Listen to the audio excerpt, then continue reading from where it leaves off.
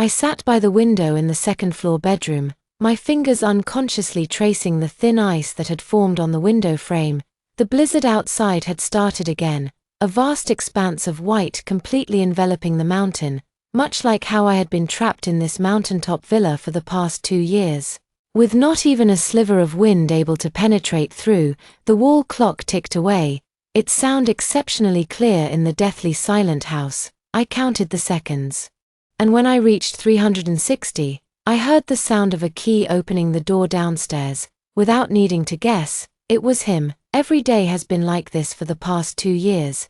At exactly 9 in the morning, he appears at the door on time, holding an insulated box filled with a day's worth of food. He silently places the food on the dining room table, and then either sits on the sofa in the living room for an hour or two or goes straight to the study. Without uttering a single word the entire time, I never speak to him either, not because I don't want to, but because I don't dare to, and also because there's no need. I still remember the day 2 years ago when he brought me here. It was also a blizzard like this. I had just come out of the hospital, and my grandfather had only been gone for a few days. He suddenly stopped his car in front of me, his face expressionless, and said only one sentence: "Come with me, or your grandfather's affairs will become even more troublesome." My mind was in a state of chaos at the time. My grandfather's death was sudden, leaving behind a pile of unfinished business. I thought he was my grandfather's business partner, wanting to help me, so I got into the car in a daze. But the car drove further and further off course, eventually stopping on the top of this mountain. He pushed me into the villa, pointed to the innermost room on the second floor, and said, "You'll live here from now on," and then never explained anything else. I asked him why he brought me here, asked about what happened with Grandpa, asked if people outside would be looking for me, but he either ignored me or just said, "Don't ask, just stay here." As time went on, I stopped asking. This villa was huge, so big that it took me more than half an hour to walk around, but except for the bedroom, dining room, living room, and bathroom that I lived in, the doors to all the other rooms were locked, including the main door leading down the mountain. I tried looking for the keys, tried to pick the locks, and even tried throwing notes with SOS messages out the window when he wasn't looking, but nothing worked. The blizzard blew the notes away without a trace. The locks on the villa were all custom-made, and I couldn't open them at all, and he was frighteningly vigilant. Even if I just stood at the door for an extra minute, he would give me a scrutinizing look. I slowly walked downstairs. He had already opened the insulated box, which contained warm porridge, a small dish of vegetables, and 2 buns. It was the same combination as always: light, filling, but without much flavor, just like my life these past 2 years. He was sitting on the sofa with his back to me, looking at the snowy scenery outside the window. I picked up a bun and took a bite. The dough was a bit dry, so I drank some porridge to wash it down. The room was so quiet that the only sounds were me eating and the wind and snow outside the window. I was used to this silence, but for some reason, I felt like something was off today. Unlike usual, he wasn't looking at his phone or resting with his eyes closed, but was staring out the window, his shoulders tense, as if he was pondering something. I quickly finished eating, put the dishes in the kitchen sink, and was about to turn around to go back to my room when he suddenly spoke. He said, "Wait a moment." My whole body stiffened, and the rag in my hand almost fell to the ground. This was the first time in 2 years that he had spoken to me on his own initiative. I slowly turned around and looked at him. He also turned around and took a small red box from his pocket, placing it on the coffee table. The box looked very delicate, with patterns printed on it, and it was clear at a glance that it contained something special. My heart suddenly jumped. Not knowing what he was going to do, was he going to give me something, or was he going to use this thing to threaten me? I stared at the box, taking a step back involuntarily. He saw my movement, frowned slightly, but his tone remained even as he said, "Come here." I didn't move, watching him warily. He didn't rush me, just sat there on the sofa, his gaze fixed on me with a complex emotion I couldn't decipher, as if there was hesitation, struggle, and even a hint of what I dared not be sure of. Pleading. After a stalemate of about a minute, he sighed, reached out, and pushed the red box to the edge of the coffee table, closer to me. He said, "Open it and see." I hesitated for a moment and slowly walked over. Only when I got closer did I see clearly that the box was made of velvet. And it felt very soft to the touch. I reached out, my fingers trembling slightly, and gently lifted the lid. Inside the box lay a ring. It wasn't a diamond ring, nor a ring with precious gems. Just a plain-looking silver ring, with a small character engraved on the inside. The moment I saw that character, my heart skipped a beat. This character was the last character in my grandfather's name. I suddenly looked up at him, my voice a little hoarse from not speaking much for a long time. This is my grandfather's thing, he nodded, and this time, I clearly saw the hesitation in his eyes. He said, "Your grandfather left it for you, and it's been with me all along. Why are you giving it to me now?" I pressed him, my heart racing. In the past 2 years, he had never mentioned my grandfather, and now he suddenly brought out something so special. There must be a problem. He didn't answer immediately, but stood up, walked to the window, and said to me with his back turned, "There are some things I didn't want you to know, and I didn't want you to get involved, but now the situation is different, and I have no choice but to do so." "What's going on?" I pressed. "What exactly happened to my grandfather? Why have you kept me locked up here for 2 years? What for?" All the questions that had piled up over the past 2 years surged forth at that moment, and I even forgot to be afraid, wanting only to know the truth. He was silent for a long time, so long that I thought he wouldn't answer, before he slowly opened his mouth and said, "Your grandfather didn't die a normal death." This sentence was like a thunderclap, exploding in my ears. I staggered back a step, grabbing the back of the chair behind me for support. My grandfather had always been in good health, and he even took me for a walk in the park a month before he passed away. How could his death not have been normal? "You're lying," I shouted, my voice breaking with sobs. "My grandfather died of an illness. The doctors said so." He turned around, a hint of pity in his eyes. He said, "The doctors were bribed. Your grandfather's death is related to a secret in your family." "Secret? What secret?" I pressed, my fingers gripping the chair turning white from the force. "My family is just an ordinary family. My grandfather used to run a small factory before he retired. How could there be a secret that could lead to murder?" But he shook his head and said, "I can't tell you now. I'm keeping you here to protect you. If those people can't find you, they won't force you, nor will they try to extract the secret from me. Protect me." I found it ridiculous, locking me up in this place with no signal, isolating me from the world. "You call that protection? My grandfather is gone. What's the point of you saying all this?" He walked up to me, took the ring out of the box, and held it out to me. He said, "There are clues in this ring. When the time is right, I will tell you everything. Now, you put it on, keep it safe, don't lose it, and don't let anyone see it." I looked at the ring in his hand and then at his eyes. His eyes were very sincere, not like he was lying, but I still couldn't trust him. After all, for the past 2 years, he had imprisoned me here, making me live like a prisoner. "Why should I believe you?" I asked him. He sighed and said, "You don't have to believe me. But you have to believe your grandfather. He gave me the ring because he wanted me to give it to you at the right time and protect you. If you don't want to wear it, I can keep it for you temporarily, but you have to promise me not to think about running away anymore. It's much more dangerous outside now than it is here, and those people are still looking for you." I was silent. His words made me feel conflicted. On one hand, I hated him for keeping me locked up here. On the other hand, I couldn't help but believe what he said was true. If there really was something wrong with Grandpa's death, I had to find out. I hesitated for a long time, but finally reached out my hand. He put the ring on my ring finger, and the size was just right, as if it were tailor-made for me. The cool silver pressed against my skin, and I could clearly feel the texture of the character on the inside. "Remember, don't let anyone know about the existence of this ring except for me," he reminded me again, his tone very serious. I nodded, didn't say anything, and turned to go upstairs. Back in the bedroom, I locked myself in the room and sat on the bed, repeatedly looking at the ring on my hand. The character on the inside was worn smooth, showing that it was something my grandfather often fondled. I remembered when I was little, my grandfather often held me on his lap, holding a small box in his hand and caressing it. At that time, I asked him what was inside, And he always smiled and said, "It's a treasure for my good granddaughter." Now that I think about it, what was in that small box should have been this ring. The blizzard outside the window hadn't stopped, but the ice and snow in my heart seemed to be slowly melting. The silence of the past 2 years was broken. The appearance of a ring made me realize that my grandfather's death was not simple, and it also made me realize that I can no longer live as muddlehead as before.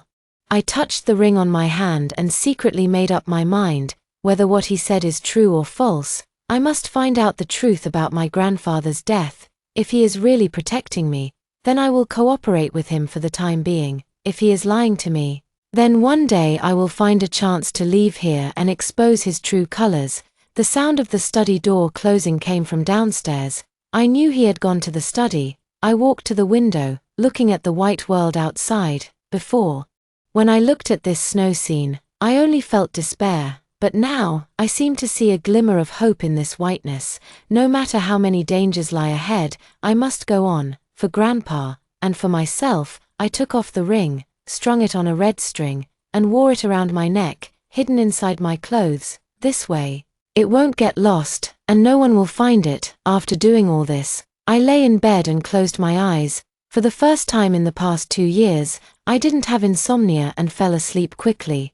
I dreamed of Grandpa. He was still smiling as before, touched my head, and said, "Good granddaughter, live well." The next morning, I was woken up by the noise downstairs. I opened my eyes and touched my neck. The ring on the red string was still securely against my chest, the icy touch instantly sobering me up. Yesterday was not a dream. There really was something wrong with my grandfather's death, and this ring holds the clues. I threw on a coat and walked to the stairwell, where I saw him squatting on the living room carpet, fiddling with something with a toolbox in his hand. He never used to do these things in the living room, so I stopped at the corner of the stairs without making a sound. Quietly looking down, he was holding a small signal jammer in his hand, with a noticeable crack on the casing, indicating that it was broken. His brow was furrowed, and he pressed the buttons a few times, but the screen didn't light up.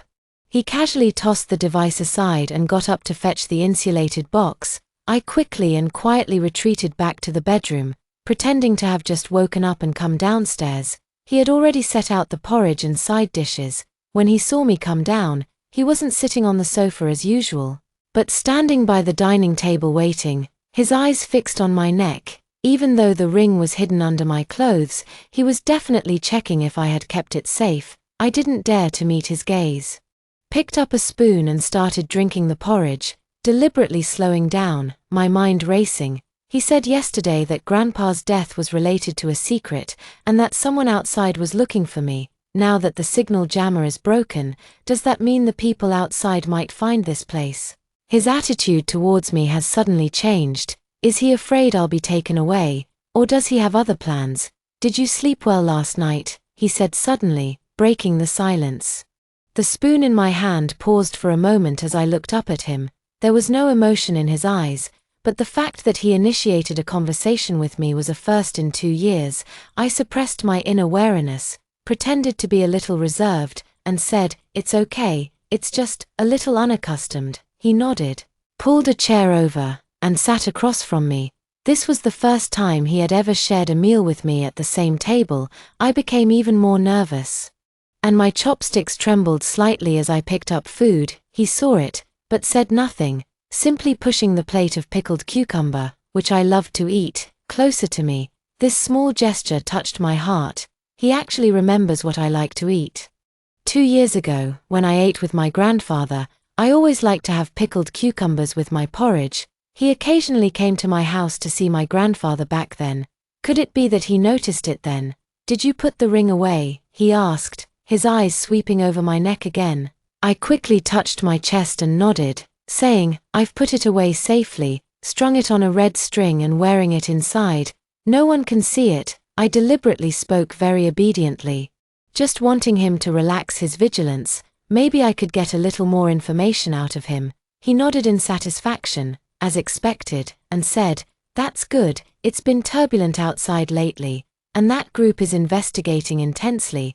The jammer is broken, so I need to fix it as soon as possible, or they might find this place." "Who are those people?" I pressed while the iron was hot, feigning fear. Why are they looking for me? What exactly is my grandfather's secret? His face immediately darkened, and he put down his chopsticks, saying, "Don't ask what you shouldn't, just know that staying by my side is the safest thing for you." Same old story. I was a little disappointed, but I didn't dare to ask any more questions, fearing I would arouse his suspicion.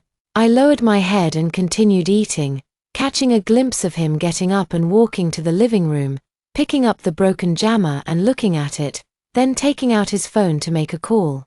He deliberately walked further away, lowering his voice, but I still strained my ears to catch the gist of it. It seemed like he was asking the person on the other end of the phone to send a new jammer, even emphasizing as soon as possible, "Don't let anyone follow." After hanging up, he turned around and saw me looking at him, his eyes instantly turning sharp. I quickly lowered my head and pretended to drink my soup. After a while, he came over and said to me, "I'm going to the study to take care of some things. Don't wander around, and especially don't touch the room at the end of the second floor hallway." "What's in that room?" I asked casually, but I made a mental note. He specifically told me not to touch it, so there must be something important in that room. Maybe related to Grandpa's secret. He didn't answer, just gave me a deep look, turned and went into the study, and even locked the door on purpose. He never used to lock the door when he went into the study, but he locked it today, probably because the jammer was broken, and he's become more cautious. After waiting for him to enter the study, I quickly finished my meal, cleaned up the dishes, and deliberately lingered in the living room. The study door was made of solid wood and had good soundproofing. I pressed my ear against the door and listened for a long time, but I couldn't hear anything. I then walked to the end of the corridor on the second floor, and sure enough, the door to that room was locked. The lock was a high-end combination lock, not one that could be opened with a regular key. I tried turning the doorknob, but nothing happened. Just as I was about to take a closer look, there was a sudden knock on the door downstairs. I was startled. This place is in the middle of nowhere, and no one would come except for him. Could it be the person delivering the jammer, or have the people outside found us? The study door opened immediately, and he strode out. When he saw me standing at the end of the hallway, his expression changed, and he said in a low voice, "Go back to your room." I didn't dare disobey, and quickly ran back to my bedroom. Hiding behind the door to listen to the sounds outside, I heard him walk to the door and first ask, "Who is it?" Someone outside answered, "It's me, I've brought the things." It sounded like a man, and his tone was very respectful. The door opened, and two people exchanged a few words in low voices, followed by the sound of something being placed on the ground. I quietly walked to the window, pulled back a corner of the curtain, and looked down, seeing a man in a black coat standing at the door, holding a black bag in his hand. He was the person I had called to deliver the jammer. The man seemed to want to say something, but he waved his hand and said, "It's not safe here. You should leave quickly, and be careful not to be followed on the way." The man nodded, turned around, got into the car parked at the door, and drove away quickly. He walked into the living room with the bag, and I quickly returned to the bed and sat down, pretending nothing had happened. Not long after, he knocked on my door and said, "Come out for a moment." I followed him to the living room and saw him plug the new jammer into the socket. The screen lit up, displaying working. He pointed to the jammer and said, "Okay, this is safe now. Don't go near the windows or look outside randomly in the future. Understand?" I nodded, suddenly thinking of the man from before, and deliberately said, "The person who delivered the stuff just now, is he your friend? He looks so fierce." He glanced at me and said, "He's a subordinate, not a friend. In these matters, friends are not to be trusted." He paused and added, "Your grandfather trusted others too much in the past. That's why something happened to him." This sentence is key. I quickly followed up, "Who did Grandpa trust? Is that the person who killed him?" His eyes darkened, and he didn't answer directly, but said, "You'll know in the future. What you need to do now is stay here and wait for the storm to pass. I'll take you out then." "How long will that be?" I feigned grievance. "I've been here for 2 years already. I want to go out and see the world, and offer incense to my grandfather." His body stiffened for a moment, and after a long while, he said, "I'll take you to see your grandfather when things are over. It's too dangerous now." There was a hint of barely perceptible guilt in his tone, which made me even more certain that he might also bear some responsibility for my grandfather's death, perhaps for not protecting him well enough. In the days that followed, he treated me increasingly well. He no longer let me cook for myself, bringing different dishes every day, including sweet and sour pork ribs, which I used to love, and osmanthus cake, which my grandfather often bought for me when I was little. He would also take the initiative to talk to me, asking about my past and the days I spent with my grandfather. I told him everything one by one, deliberately mentioning many details related to Grandpa, hoping to find clues from his reaction. Once, I said that Grandpa used to love writing in his study, and after writing, he would lock it in the drawer of his desk. His expression changed noticeably, and he asked me urgently, "Do you know what's in the drawer?" A thought flickered in my mind, and I pretended to ponder for a long time, saying, "I don't know, Grandpa never let me see it. He said he'd tell me when I grew up." Once, I secretly opened it and took a peek. It was all account books and some old photos, nothing special. He breathed a sigh of relief and didn't press further, but I was sure that Grandpa's secret must be related to those ledgers. Maybe those ledgers recorded some shady deals, and the person who killed Grandpa did it to steal those ledgers. That night, he received a phone call, and his face turned grim. After hanging up, he said to me, "The situation is a bit bad. Those people seem to have found the location of this mountain. I have to go out for a while and might not be back until tomorrow." I was secretly pleased, but on the surface I pretended to be very scared and said, "What will I do here alone after you leave? What if they come?" He took out a key from his pocket and handed it to me, saying, "This is the key to the main door, and also a spare key for your bedroom. If anything happens, lock the main door and hide in the bedroom. Don't come out. I'll be back as soon as possible. Remember, never touch the room at the end of the corridor on the second floor, and don't let anyone in." I took the key, my fingers trembling. This was the first time in 2 years he had given me the key, and also the first time he had left me alone here. This was my best chance to look for clues. I quickly nodded and said, "I understand. Go ahead and don't worry, I won't wander around." He gave me a few more instructions, then grabbed his coat and hurried off, hearing the sound of the front door closing. I immediately ran to the window, watched his car disappear into the snowstorm, then clenched the keys in my hand and took a deep breath. The room at the end of the corridor on the second floor must hold a secret. He's not here now. I have to go take a look. I took the key and walked to the door of that room, hesitating for a moment. What if there really is danger inside? But the thought of Grandpa's death gave me courage. No matter what's inside, I have to find out. I tried to open it with the front door key, but it didn't work. Then I tried the spare bedroom key, but that didn't work either. I was so anxious that I was spinning around in circles, when I suddenly remembered the toolbox he used to fix the jammer that day. Maybe there are lockpicking tools inside. I quickly ran to the living room, opened the toolbox, and sure enough, there was a small lockpick inside. I took the lockpick back to the door of the room, my hand trembling a little. And it took me several tries to insert it into the keyhole. I don't know how long it took, but finally I heard a click and the lock opened. I pushed the door open. It was pitch black inside. I quickly turned on the flashlight on my phone, and when I looked inside, I was stunned. The room was filled with bookshelves, all filled with Grandpa's things, and a familiar desk, the very one Grandpa used in his study in his old home.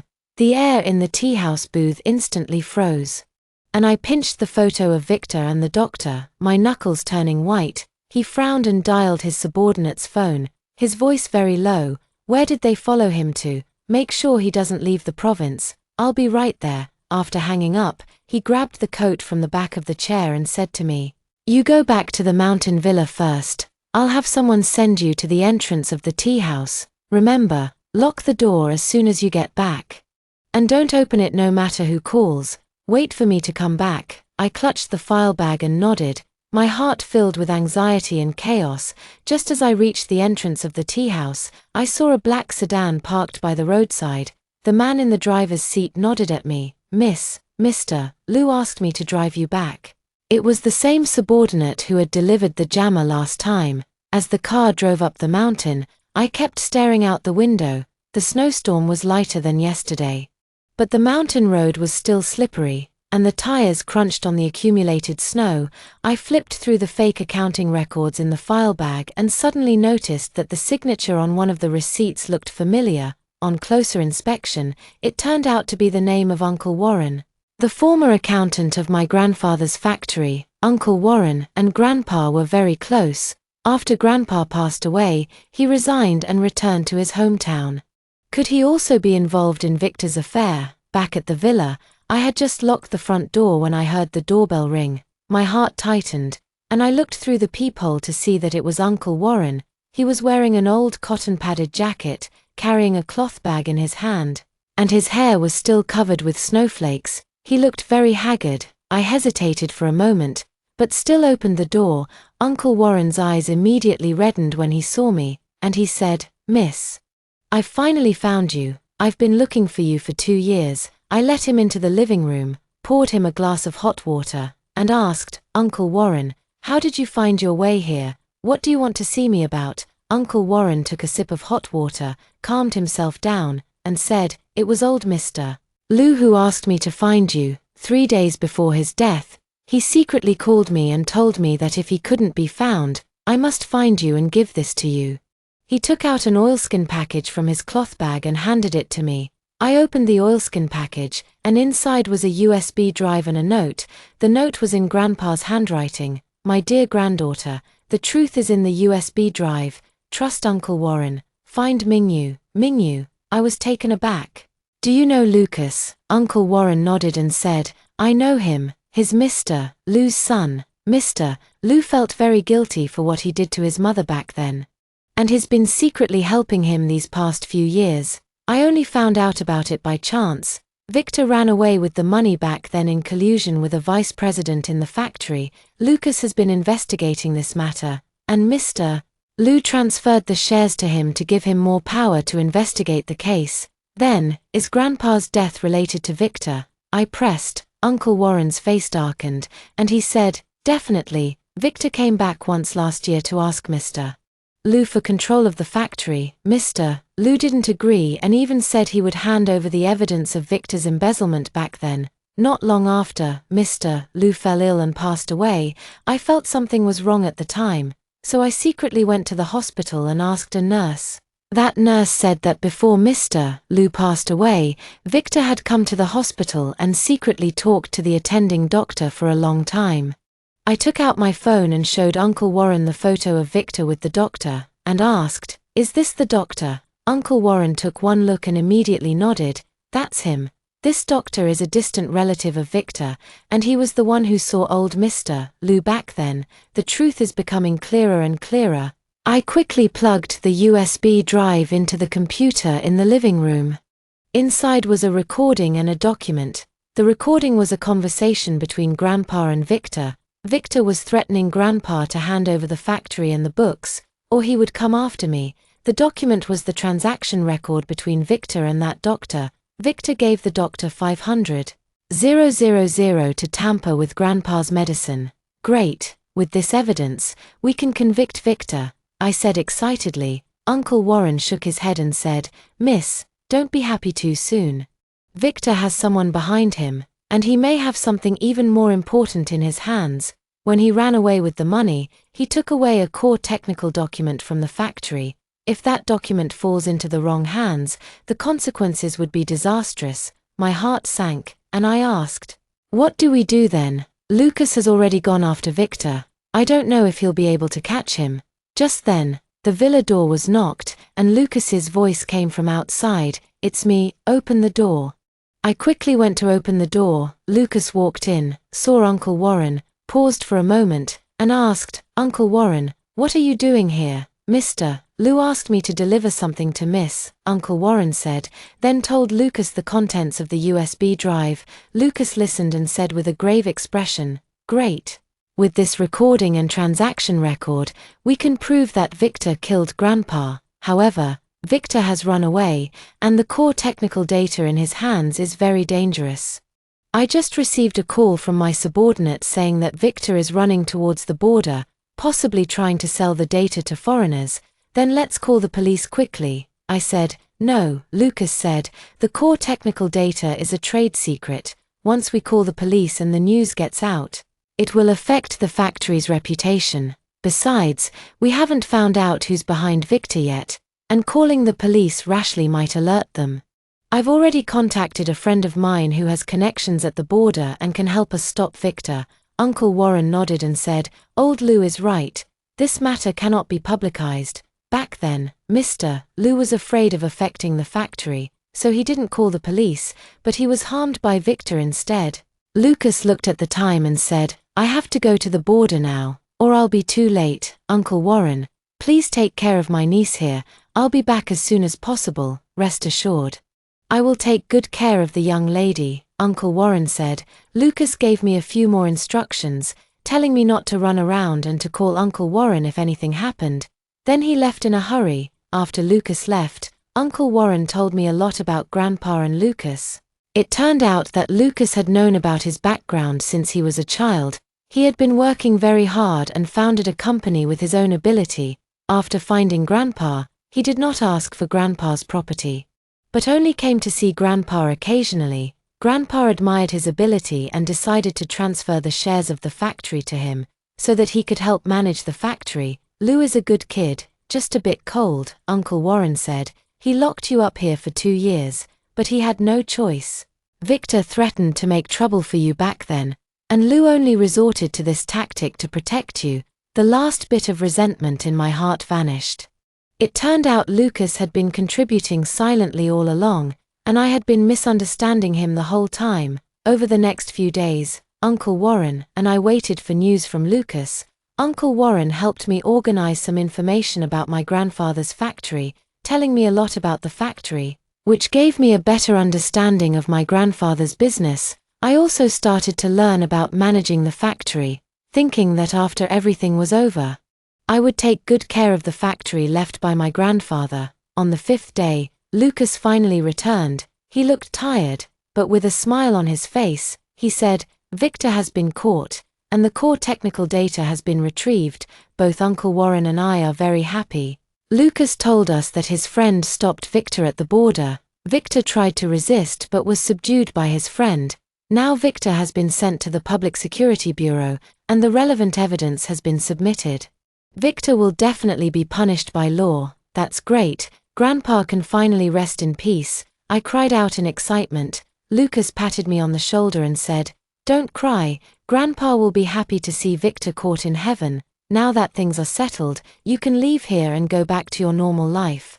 I shook my head and said, I'm not going back. Grandpa's factory is still here, and I want to stay and take care of Grandpa's factory and fulfill his wishes. Lucas was stunned for a moment, then smiled and said, Okay, I support you, I will help you, and together we will run Grandpa's factory well. Uncle Warren was also very happy and said, Miss has grown up, Mr. Lou would be very pleased if he saw this. In the days that followed, we worked together to handle the affairs of the factory. Lucas helped me find many professional managers and also helped me solve some of the factory's legacy problems. Uncle Warren also stayed in the factory to help me manage the financial side of things. I studied in the factory every day, slowly transforming from a little girl who didn't know anything into a capable manager. One day, Lucas and I went to visit my grandfather's grave. Standing in front of my grandfather's tombstone, I told him about Victor's arrest and the factory getting better and better. I said, Grandpa, don't worry, I will take good care of the factory and won't let you down.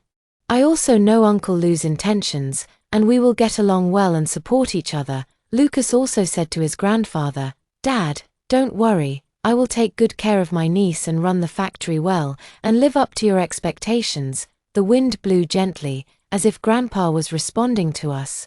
I looked at Lucas next to me, my heart filled with gratitude. If it weren't for him, I might have been harmed by Victor long ago. If it weren't for him, Grandpa's grievances would not have been redressed. After returning from the cemetery, Lucas handed me a ring and said, This was prepared by Grandpa before he passed away. He originally wanted to give it to you when you came of age, but now I'm giving it to you. This ring is a family heirloom, symbolizing responsibility and guardianship. I hope you can wear it and carry forward Grandpa's legacy. I took the ring, and the word protect was engraved on the inside. I put the ring on my finger, and it felt heavy, a weight of responsibility. But also of hope. Later, Victor was sentenced to life imprisonment, and the bribed doctor was also sentenced to 10 years in prison. Under the management of Lucas and me, Grandpa's factory became more and more prosperous, and we also expanded into overseas markets. I also transformed from a confined little girl into a confident, independent businesswoman.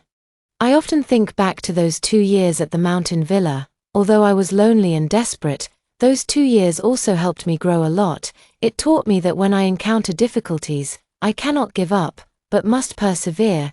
It also taught me not to easily misunderstand others. Sometimes, behind a cold exterior, there may be a deep sense of protection hidden. Right now, my days are full and fulfilling. I know that Grandpa is watching me from heaven, and he would be proud of me. And I will carry Grandpa's expectations, with Uncle Lou's support, and keep going, making my life better and better. The light from my phone's flashlight flickered around the study, my heart pounding as I stared at the familiar mahogany desk. This desk was Grandpa's prized possession. Years ago, he moved it from the old house to the new one, polishing it until it was brighter than his own face. When I was little, I loved to play hide-and-seek under the desk, and Grandpa would sit in his chair, laughing and calling me Little Mouse Spirit. I walked over and gently pulled open the left drawer. Inside were Grandpa's usual reading glasses and several pens, the caps still stained with ink that hadn't been wiped clean. The right drawer was the one I had secretly opened back then, and it was still locked. I remembered that when Grandpa opened the drawer, he would always press the hidden button on the side, a little mechanism he had installed specifically to keep me from rummaging around. I ran my fingers over the wood grain on the side of the drawer and, sure enough, felt a slightly raised. I pressed it hard and heard a soft click. The drawer opened smoothly, revealing several blue-covered ledgers and a craft paper envelope, neatly stacked inside. I flipped through the ledgers first.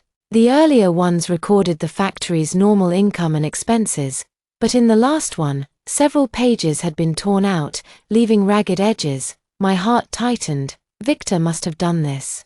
He ran off with the money back then, and he probably tore out the key accounts. I quickly picked up the craft paper envelope. There were no words on the envelope. When I opened it, I found a stack of old photos and a yellowed slip of paper. The photos showed Grandpa and an unfamiliar man. They were standing in front of the factory, smiling happily. The man was wearing a Marrow suit, and there was a resemblance between his eyebrows and eyes and Grandpa, but he was gentler. The note was in Grandpa's handwriting, crooked and shaky, probably written after he got old. Mingyu's mother's belongings, keep them safe.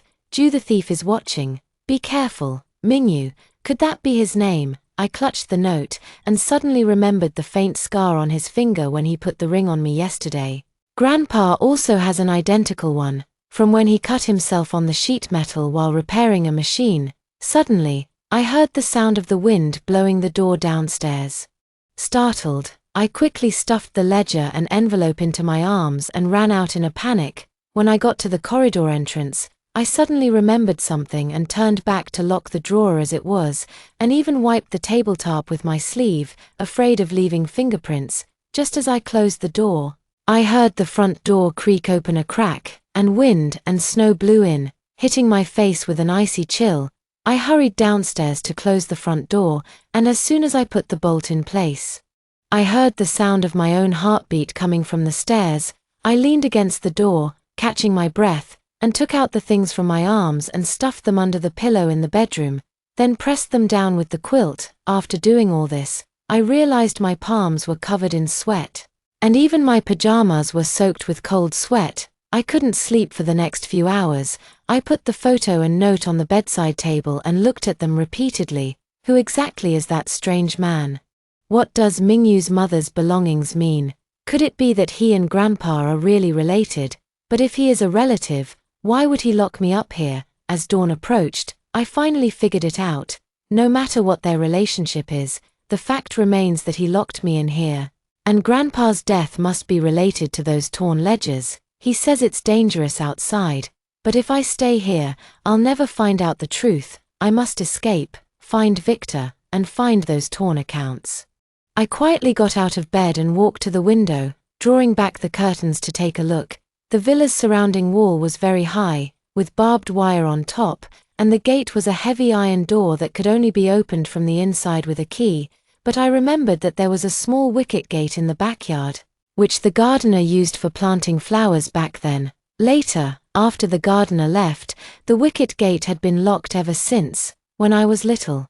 My grandfather and I played in the backyard, and we even secretly ran out through that door once, only to be chased and spanked by my grandfather. I was thinking to myself, he said he wouldn't be back until tomorrow, so today is all my time. I need to find the key to the corner gate first, then prepare some food and water, and it would be best to find a mobile phone with a signal. Oh right, there's a safe in his study, maybe there's a phone or cash inside. At 8 o'clock in the morning, I deliberately loitered in the living room to confirm that he really hadn't returned, and then I tiptoed into the study. The study was filled with the fragrance of ink, just like Grandpa's study.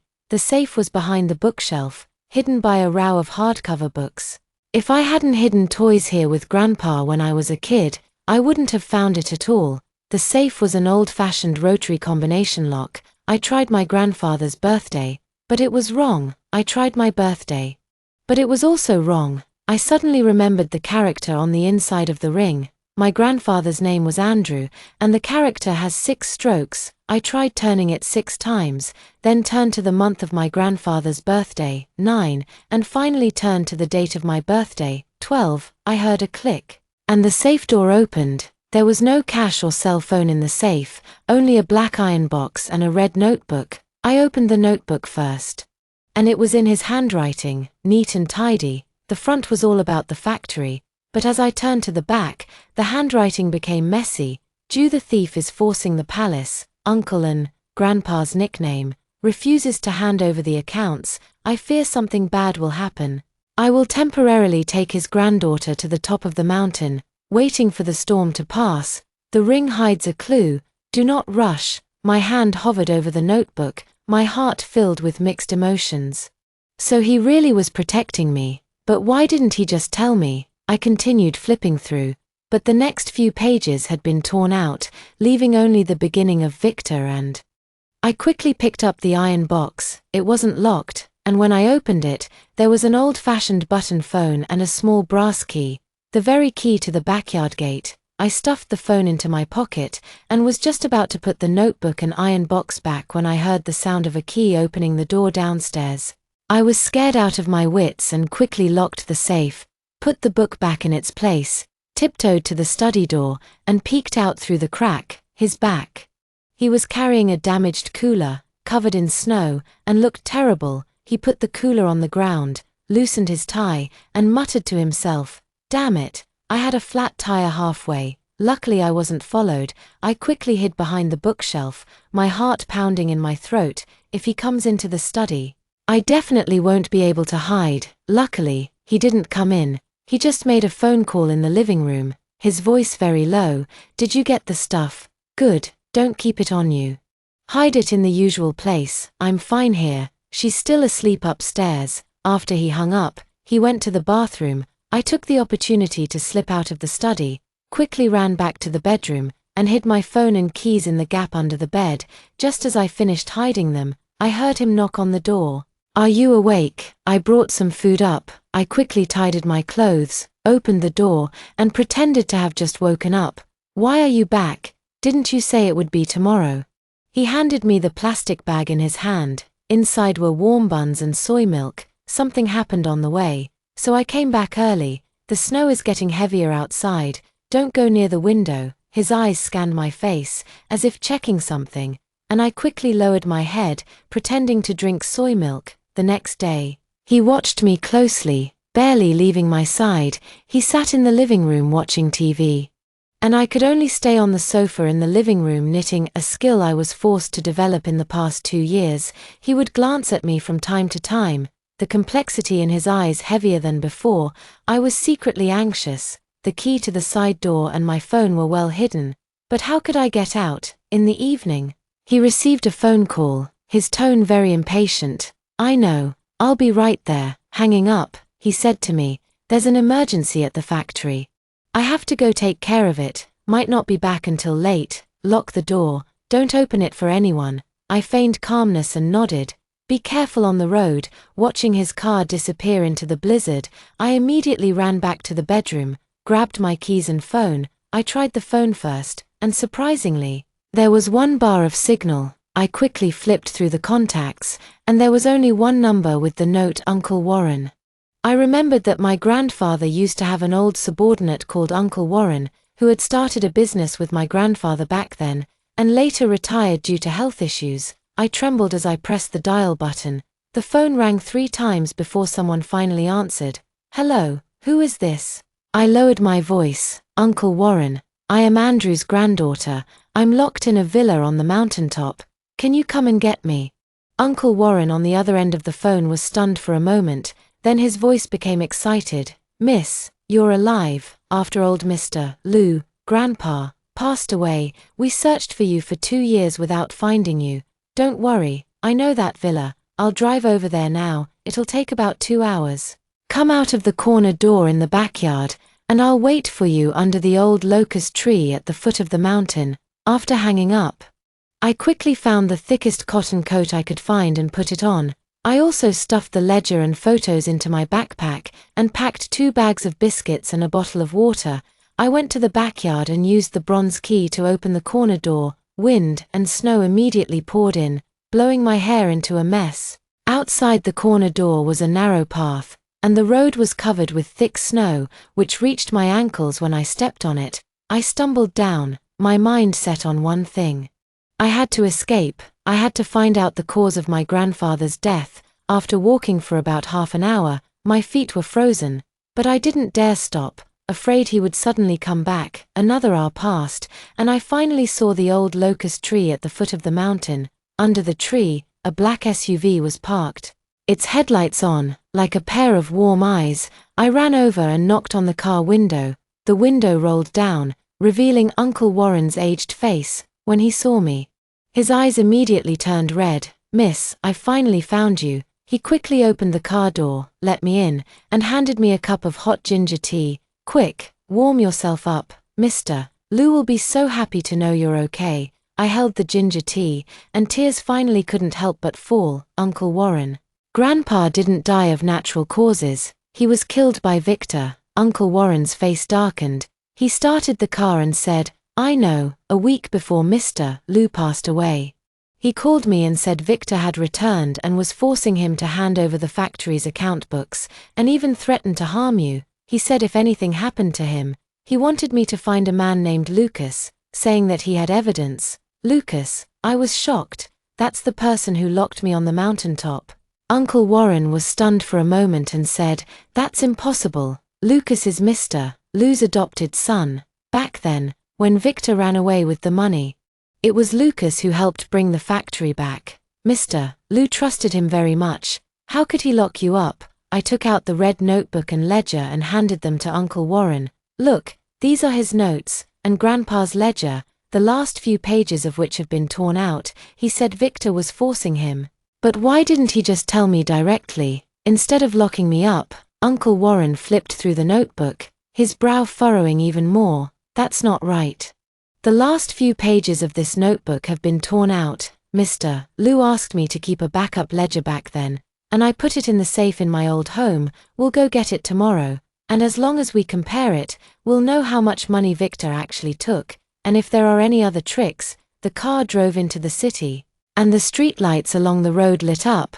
I looked at the familiar streets outside the window, my heart filled with mixed emotions. The past 2 years on the mountaintop felt like a long nightmare, and now it was finally over. But I knew this was just the beginning. Victor was still at large, and my grandfather's grievances had not been redressed. I had to continue investigating. Uncle Warren took me to his old house, found me a clean set of clothes, and made me a bowl of hot noodle soup. As I ate the noodles, I suddenly remembered the ring, quickly took it off my neck, and held it up to the light. The character on the inside of the ring was very clear. But I felt around for a long time and couldn't find any clues. Uncle Warren came over for a look and said, This ring was passed down from old Lou's mother. Back then, Old Lou gave it to your grandmother as a token of love. I remember the base of this ring can be opened. And it seems like you can hide something inside. I quickly used my fingernail to pry at the base of the ring, and sure enough, it could move. I carefully opened the base, and inside was a tiny slip of paper. Unfolding it, I saw a string of numbers written by my grandfather, 830615. It's my grandfather's birthday. I suddenly remembered the safe in my grandfather's study. He had said that the backup password for the safe was his birthday. Uncle Warren, I put down my bowl, my eyes firm. Tomorrow we'll first go get the backup ledgers, then go to the study in the mountaintop villa. Grandpa's safe must have other evidence, whether Lucas is good or bad. I'm going to get to the bottom of this and make Victor pay the price. Uncle Warren nodded and patted my shoulder. Miss, don't worry, I've been with old Mr. Lou my whole life. I will definitely help you find out the truth.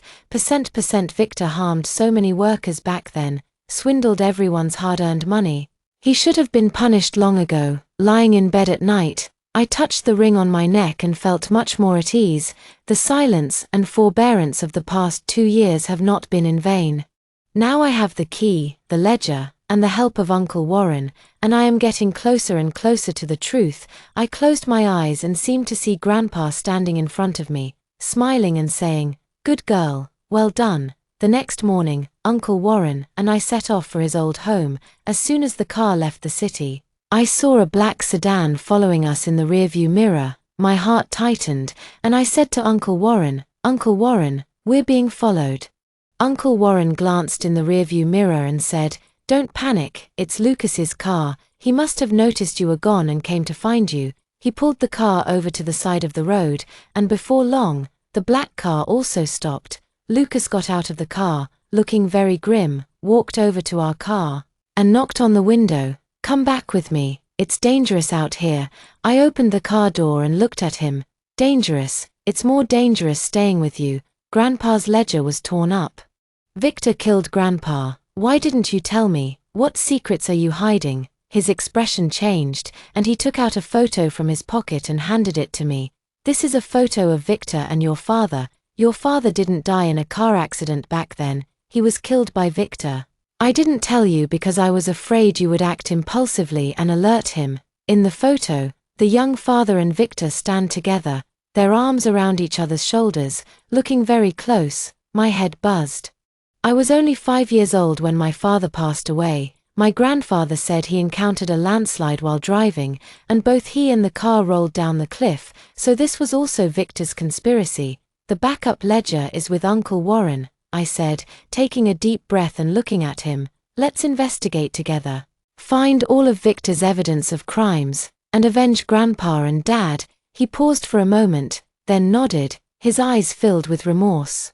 "I'm sorry for making you suffer these past 2 years. I'll take you to a place where the bank statements of Victor's embezzlement are, which I've been secretly collecting for the past 2 years. Uncle Warren started the car and followed Lucas's car.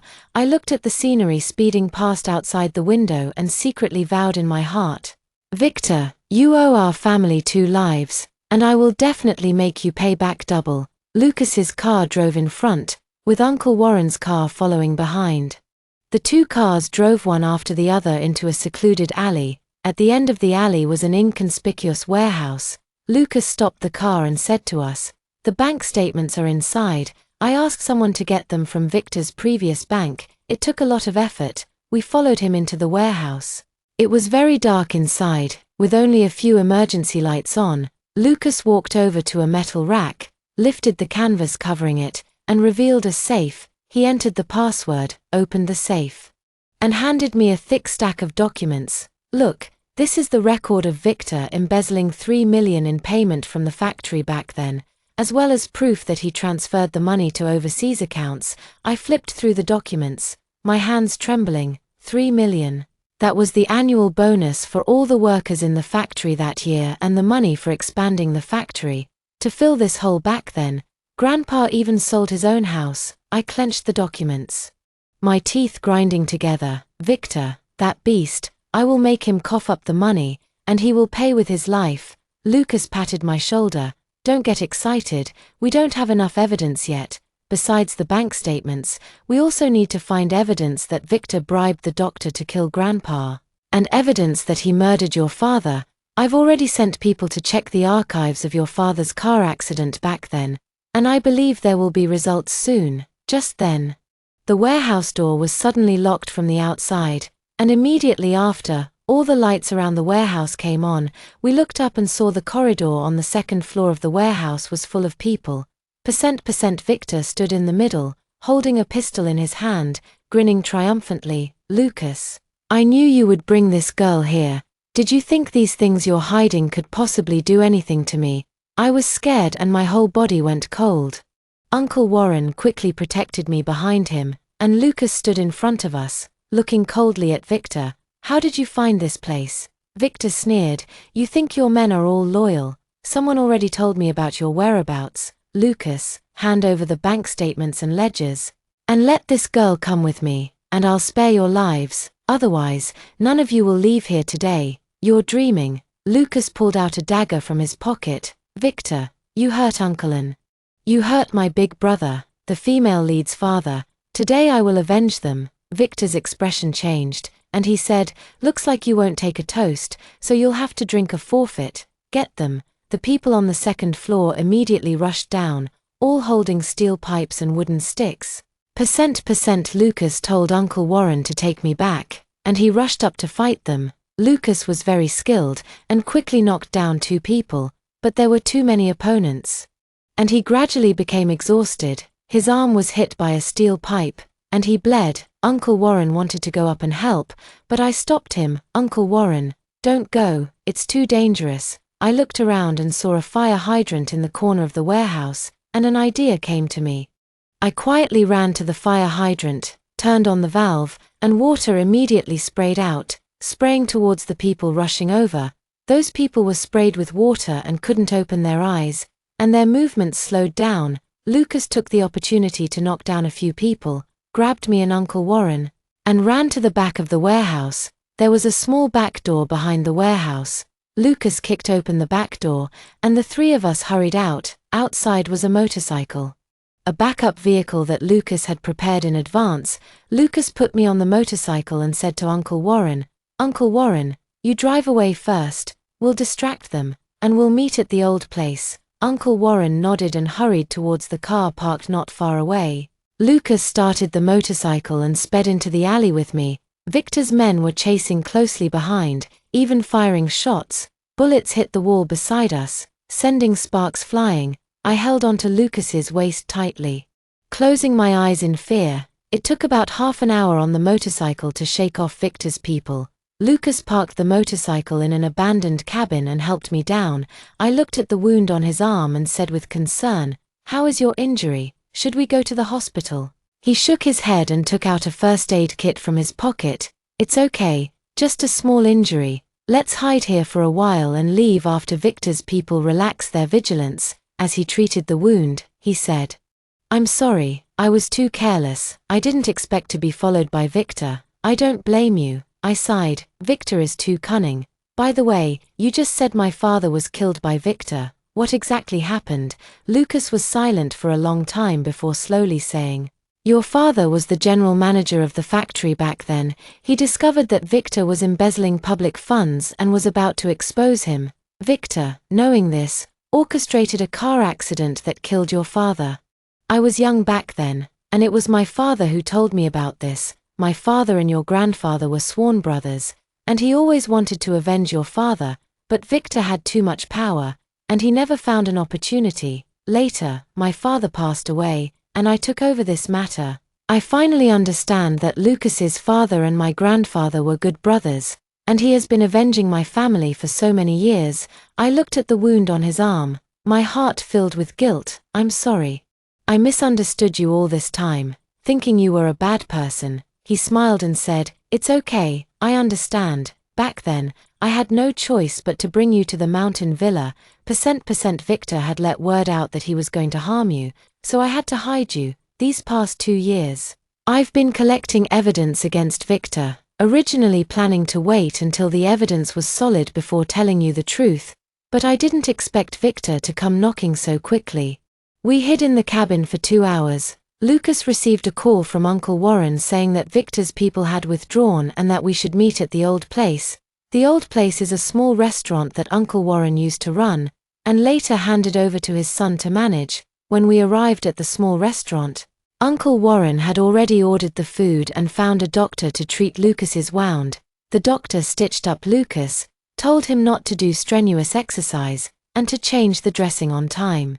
During dinner, Uncle Warren said, "Victor definitely won't let this go. We need to find evidence of him bribing the doctor as soon as possible.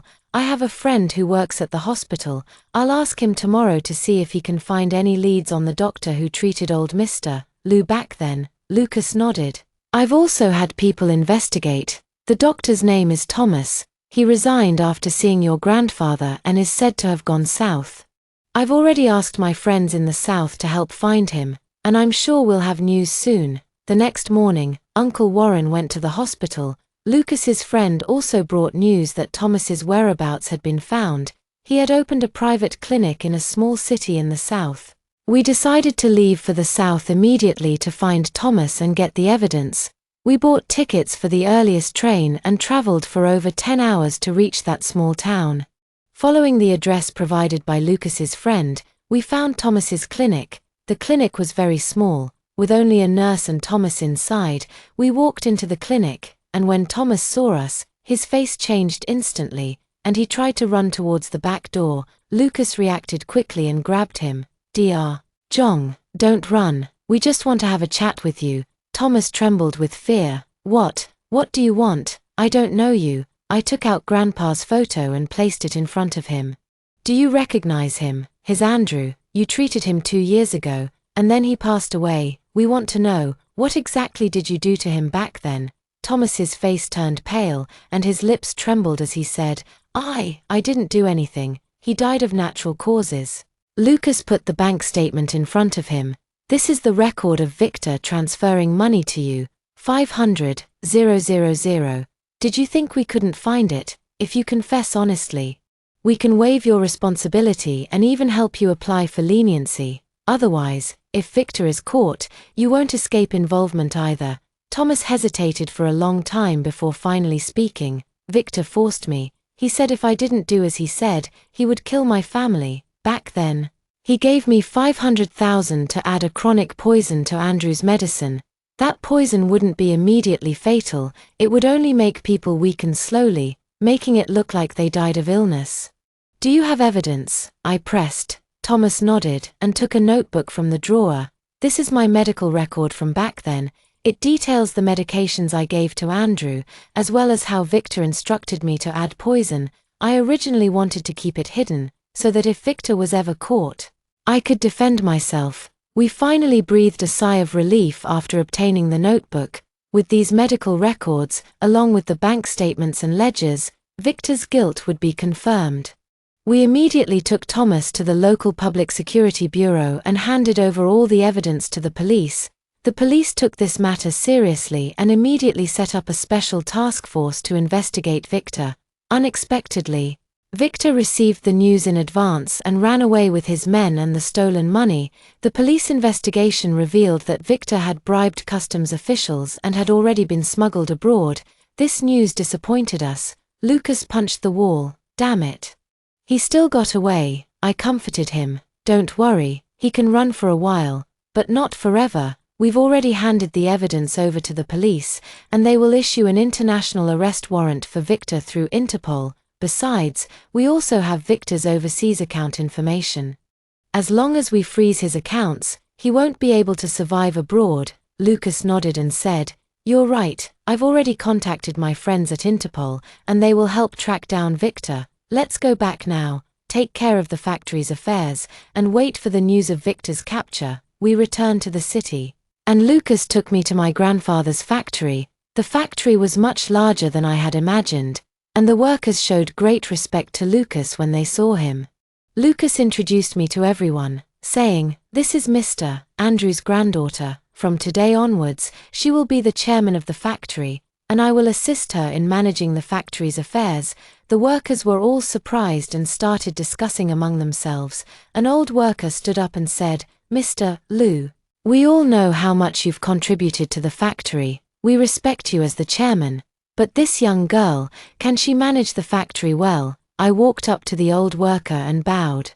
Master Lee, I know I'm young and inexperienced, but I'm Grandpa's granddaughter, and I will definitely take good care of the factory, live up to Grandpa's expectations, and live up to everyone's trust. I know that back then, Victor ran off with everyone's year-end bonuses. After this is all over, I will definitely return the money to everyone, doubled. Master Lee was stunned for a moment, then nodded. Okay, we believe you, old Mr. Lu was very good to us back then. And we also hope that the factory can get better and better. In the following days, I began to learn how to manage the factory. Lucas taught me hand in hand, from production management to marketing. He explained everything in detail. Uncle Warren also helped by the side, giving me many suggestions. I was very busy every day, from morning till night, but I felt fulfilled because I knew that I was fulfilling Grandpa's wish. That evening, I was in the office looking at documents when Lucas came in and handed me a cup of coffee. Don't work too hard, take a break. I took the coffee and took a sip. Thank you, Uncle Lu. I really don't know what I would have done without you. After spending the last few days together, I've started calling him Uncle Lu. He smiled and said, "You're welcome, it's what I should do. By the way, I have good news for you. Interpol has sent word that Victor has been caught abroad and will soon be extradited back to China." I stood up excitedly. Really? That's great. Grandpa and Dad can finally rest in peace. Lucas nodded. Really? Also, Victor's overseas accounts have been frozen, and the 3 million payment for the goods has been recovered. Once Victor is extradited back to China, we can return the money to the workers. Looking at the night view outside the window, my heart is filled with emotion. The experiences of the past 2 years have been like a nightmare, and like a baptism. It made me lose a lot, but also made me gain a lot. I lost Grandpa and Dad, but I gained the help of Uncle Lu and Uncle Warren, and I gained growth and strength. I know the road ahead is long, and there will be many difficulties in managing the factory, but I'm not afraid, because I know that Grandpa and Dad are watching me from heaven. Uncle Lu and Uncle Warren will support me, and the workers will trust me. I will carry their expectations and move forward, carry forward Grandpa's factory, and make Victor pay the price for what he has done. A few days later, Victor was extradited back to China and escorted to the Public Security Bureau. We went to the Public Security Bureau and saw Victor in handcuffs, his hair gray, with none of his former arrogance. When he saw us, his eyes were full of resentment and fear. I walked up to him and said coldly, "Victor, you didn't think you'd have this day, did you? You harmed my grandfather and father, embezzled the factory's money, and now you're finally going to pay the price." Victor opened his mouth, wanting to say something, but couldn't. The police took him away, and awaiting him would be the severe punishment of the law. Walking out of the Public Security Bureau, the sunlight shone on me, warm and comforting. Uncle Lu patted my shoulder. "It's all over now. Live well from now on, and take good care of the factory." I nodded, looking at the distant sky, and said silently in my heart, "Grandpa, Dad, don't worry, I will be fine and will protect our home." The collaboration negotiation with Victor's competitor was set for 3 days later. The other company was called Dingshan Group, and the chairman, surnamed Chen, was an old entrepreneur who had been in the industry for 30 years. Uncle Lu had prepared the information of Dingshan Group for me in advance. I spent 2 whole nights flipping through it, and I thoroughly understood the other party's main business, market layout, and operational weaknesses. On the day of the negotiation, I wore a smart white suit and arrived at the agreed-upon tea house half an hour early. Shortly after I sat down, Chairman Chen walked in with his assistant. His hair was gray, and his eyes were sharp. As soon as he entered, he looked me up and down, his tone tinged with scrutiny. "It's not easy for Miss Lee to be so young and able to support the factory left by Andrew." I got up to pour him a cup of tea and said with a smile, "Chairman Chen, you flatter me. It's all thanks to the accumulation of the older generation and the support of the workers. Your contrarian expansion during the raw material price was a true business legend." I made a point of mentioning his moment of glory, and sure enough, I saw his eyes soften a bit after the pleasantries. Both sides got straight to the point. Chairman Chen took out the cooperation plan, proposing to cooperate through a controlling stake, sharing our production technology and customer resources. I took the plan, turned to the equity distribution page, and gently placed it on the table. Chairman Chen, your plan is very sincere, but I cannot agree to a controlling stake. Our factory is the lifelong work of my grandfather, and it is also the home of hundreds of workers. I can transfer 49% of the shares, and I can also share technology, but the controlling stake must remain in our hands. Chairman Chen's assistant immediately said, Miss Lee, I'm afraid that's not appropriate. Dingsheng Group has invested far more capital and market resources than you have. So controlling shares are a reasonable request. Funds and resources can be converted into shares, but not controlling rights. I took out a data analysis table I had prepared in advance. You see, the core technology of our factory is the patent developed by my grandfather, which saves 30% of the cost of products every year. This is an advantage that other manufacturers do not have. Moreover, our workers have been with my grandfather for more than 10 years. They are skilled and loyal. This is the foundation of the factory. If Dingsheng holds the controlling stake, the workers will worry about layoffs, and their morale will be scattered, which will affect production efficiency. I paused and added, of course, I am also sincere.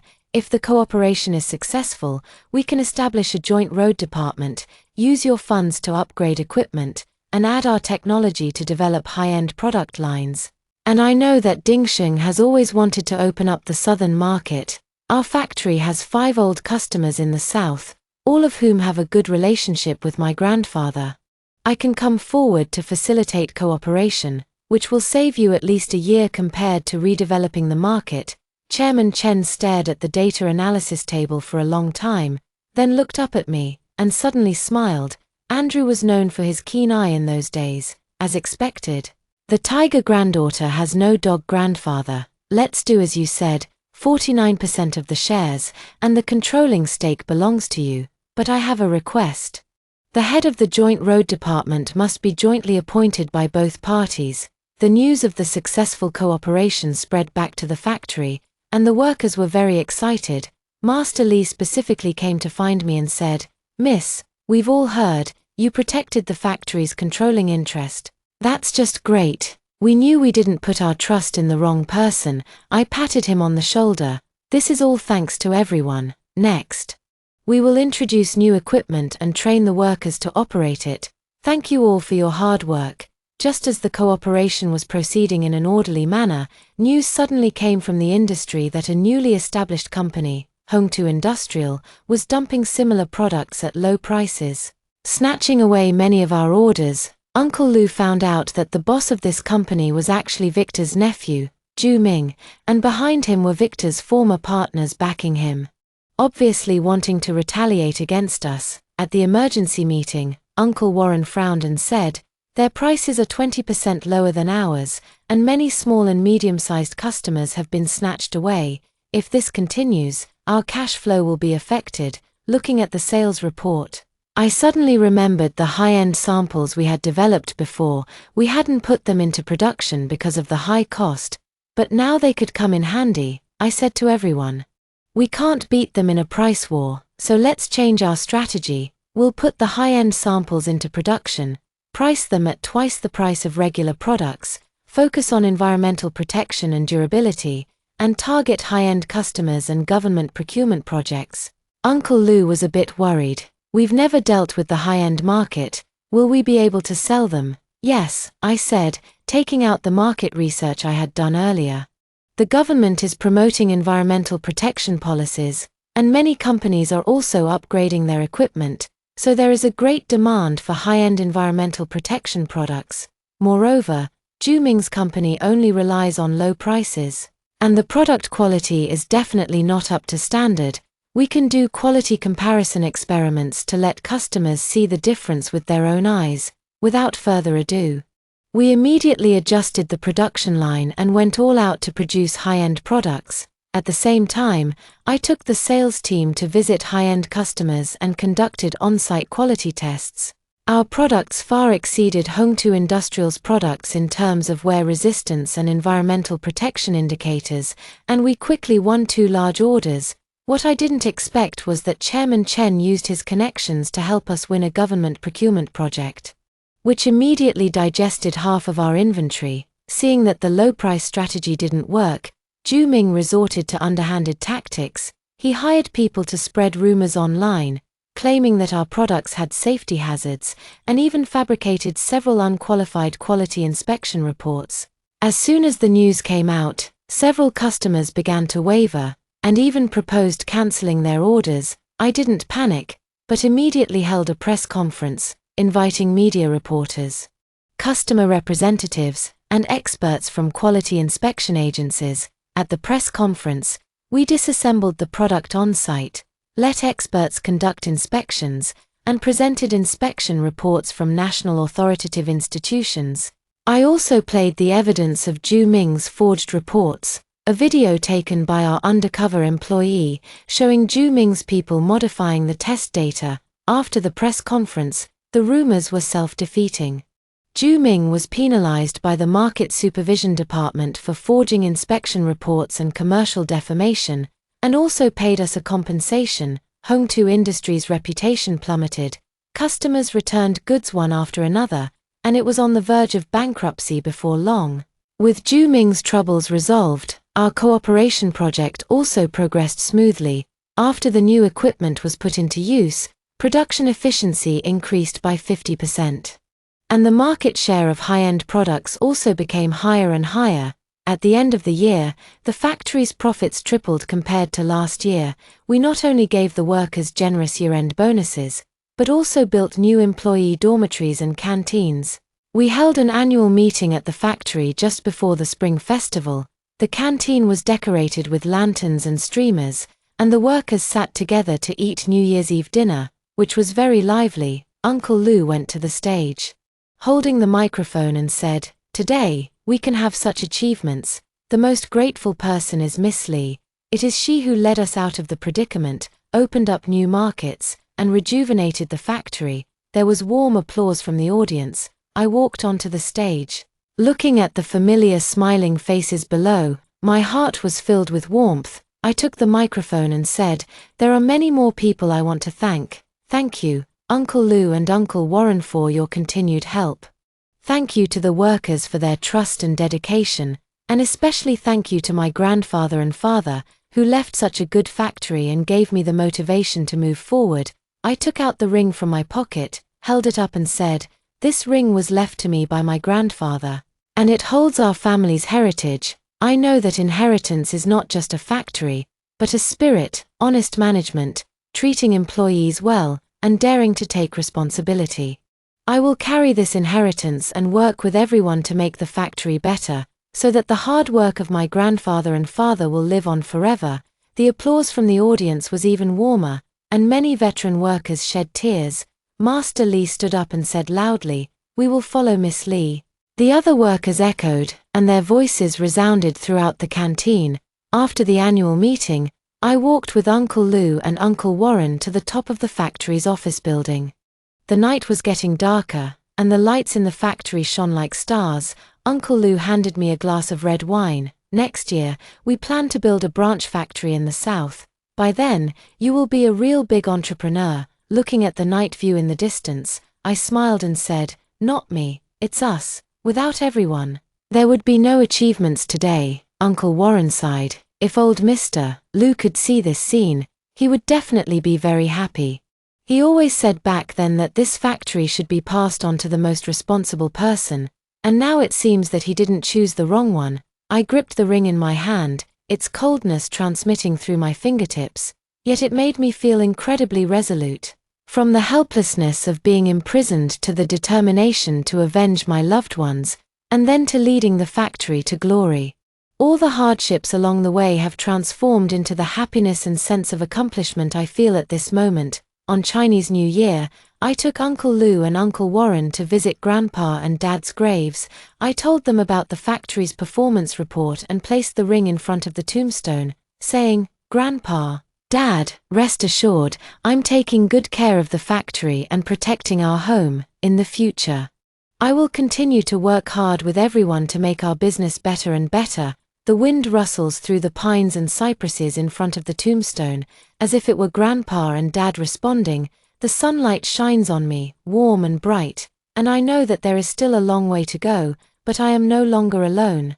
With the company of Uncle Lou, Uncle Warren, and the workers, and with the spiritual guidance of Grandpa and Dad, I will surely be able to carry on this heritage and move towards a better future.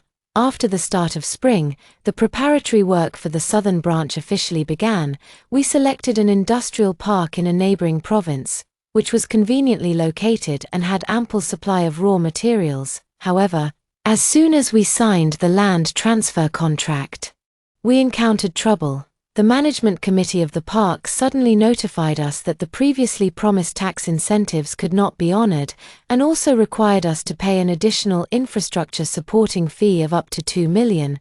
I took the legal department to negotiate with the management committee, but Director Jong, who was in charge of the liaison, was perfunctory. "President Lee, policy changes are common.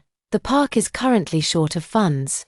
And this matching fee is also to improve the surrounding facilities, which will also benefit your factory." I could tell at a glance that he was deliberately making things difficult. After inquiring privately, I learned that the boss of a local peer company, Nanhua Manufacturing, had asked someone for help, trying to force us to withdraw from the park. Zhao Lei, the owner of Nanhua Manufacturing, is a local who monopolizes most of the local market with the help of his family's influence and has never tolerated outside companies sharing the pie. When Uncle Lou found out, he slammed the table in anger. "I'll ask my friends in the province to say hello." I stopped him. "No need. A head-on confrontation will only create enemies. Let's solve it with commercial means." I had people collect information on Nanhua Manufacturing and found that their products are mainly supplied to several large local companies, and that quality problems occur frequently, but they maintain cooperation through connections. I immediately took my team to visit those companies, not only presenting the test reports of our high-end products, but also promising to supply them at a price 5% lower than Nanhua Manufacturing, and providing free after-sales maintenance services. The purchasing director of one of the auto parts companies had long been dissatisfied with the quality of Nanhua Manufacturing and signed a letter of intent with us on the spot. Seeing this, the other companies also wavered. After Zhao Lei found out, he personally came to the door and threatened, "Miss Lee, you better withdraw your investment and go back, otherwise you won't have a good time in the South." I held up my teacup and said slowly, "Mr. Zhao, business is done with strength, not threats. If you have the energy to engage in petty tricks, you might as well improve the quality of your products. By the way, I have already handed over the quality problems of your products and the evidence of Director Zhong of the Management Committee taking bribes to the Municipal Commission for Discipline Inspection." Zhao Lei's face turned pale instantly. He hadn't expected me to play this card.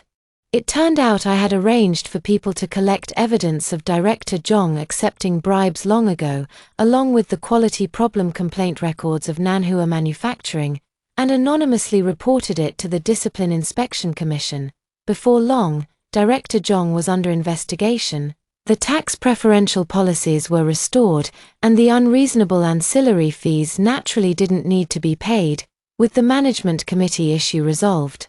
The construction progress of the branch factory accelerated significantly, but a new problem arose. It was difficult to recruit skilled technical workers locally, and transferring people from the main factory was too expensive. Uncle Warren suggested, "We can cooperate with local vocational and technical schools to train workers specifically for our needs, and also apply for government employment support subsidies."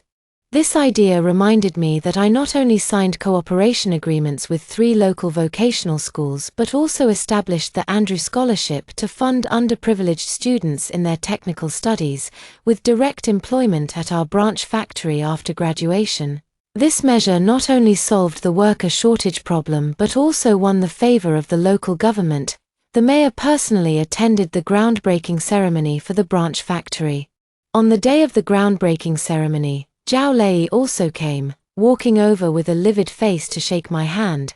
"President Li, I admire you." My vision was too limited. I smiled and shook his hand back.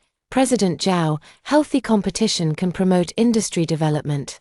If there's an opportunity in the future, we can cooperate for a win-win situation." Zhao Lei was taken aback for a moment, then nodded, clearly not expecting me to be so magnanimous. During the construction of the branch factory, I would spend half a month in the south every month, both to monitor the progress and to develop the local market. Once, on the way to visit a client, I suddenly received a call from the head factory, saying that a fire had occurred in the workshop. Although the fire was extinguished in time, several key pieces of equipment were destroyed. I rushed back anxiously and found that it was Victor%S remnants who had secretly sneaked into the workshop and set the fire. Fortunately, the workers on duty discovered it in time, and there were no casualties.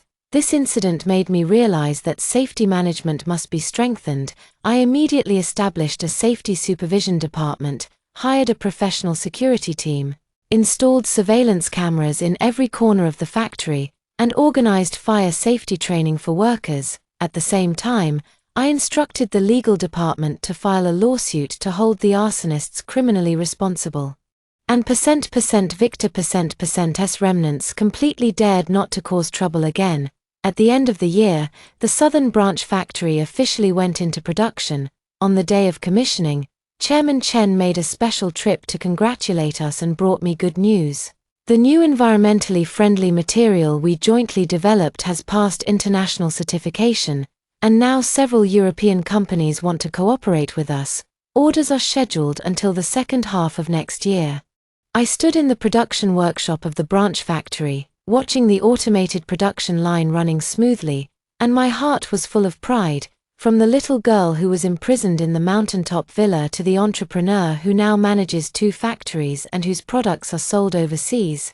This journey of growth is inseparable from the support of everyone, and even more inseparable from the original aspiration passed down by my grandfather. On the eve of the Spring Festival, we held a grand customer appreciation event, with hundreds of customers from home and abroad attending. At the meeting, I, as a representative of the company, spoke. Our factory's achievements today are due to the 6 words: integrity, quality, and innovation. This was the principle set by my grandfather when he founded the factory, and it is also the principle we will always adhere to in the future. We will continue to develop more high-quality products and work hand in hand with all our partners for a win-win situation. Thunderous applause erupted from the audience. Chairman Chen raised his glass and said loudly, "I propose a toast to President Li, to our heritage and future." Everyone stood up. The clinking of glasses crisp and loud. After the dinner, I stood alone on the roof of the branch factory's office building, looking at the southern night sky. My phone rang. It was a photo from Uncle Warren. The workers at the main factory were putting up Spring Festival couplets, their faces filled with happy smiles. I remembered what my grandfather used to say: running a business is like being a person. You must hold on to your original heart and shoulder your responsibilities. I touched the ring on my neck. Under the moonlight, the character on the inside of the ring was particularly clear. I know that this ring carries not only the inheritance of the family, but also the hopes of hundreds of families. There will be challenges ahead, but I am ready to carry this inheritance and the trust of everyone to continue to move forward firmly and create a more brilliant future. Alright, that's the end of today's story. If you enjoyed this video, please subscribe. We'll keep updating with more exciting stories, and we look forward to seeing you next time.